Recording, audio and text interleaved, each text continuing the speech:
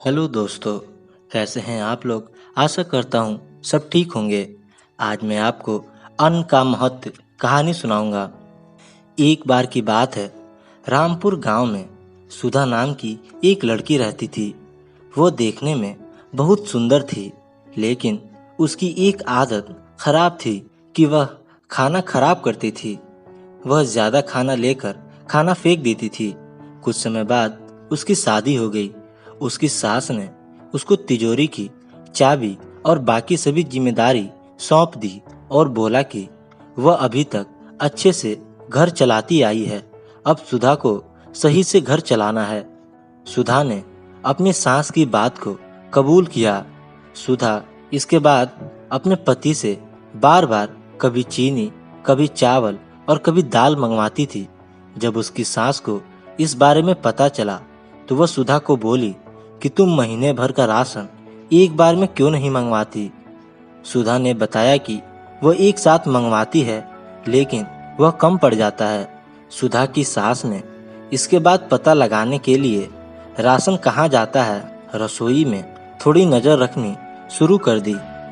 कुछ दिन रसोई में देखने पर उसको पता चला कि सुधा ज़्यादा खाना बनाती थी, जिससे बहुत सारा खाना फ्रिज में पड़ा रहता था।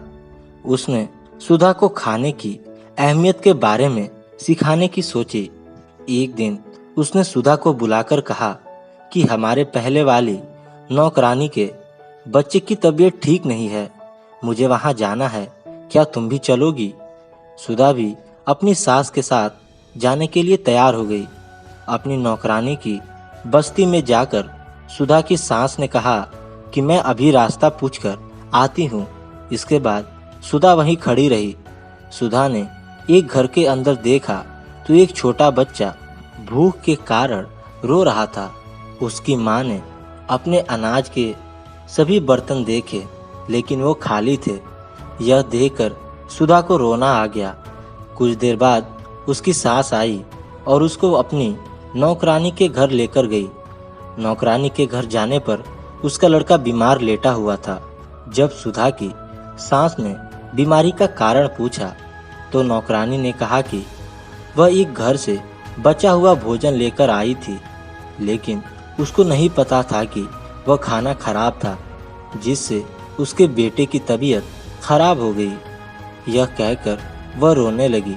कुछ देर के बाद सुधा और उसकी सास अपने घर आ गए। घर आने पर सुधा अपनी सास के गले लगकर रोने लगी। जब उसकी सास ने कारण पूछा तो सुधा ने बताया कि मैं खाने को कितना बर्बाद करती थी और किसी को खाने के लिए 2 वक्त की रोटी भी नहीं मिलती। उसने कहा कि अब से वह खाने को कभी बर्बाद नहीं करेगी। सुधा को खाने की कीमत महसूस होने पर उसकी सास खुश हुई। दोस्तों, इस कहानी से हमें यह सीख मिलती है कि हमें अन्न को कभी भी बर्बाद नहीं करना चाहिए। तो दोस्तों, कैसी लगी ये कहानी कमेंट करके ज़रूर बताएं और ऐसी कहानियाँ सुनने के लिए हमारे चैनल को सब्सक्राइब कर लें और ज़्यादा से ज़्यादा शेयर करें। धन्यवाद।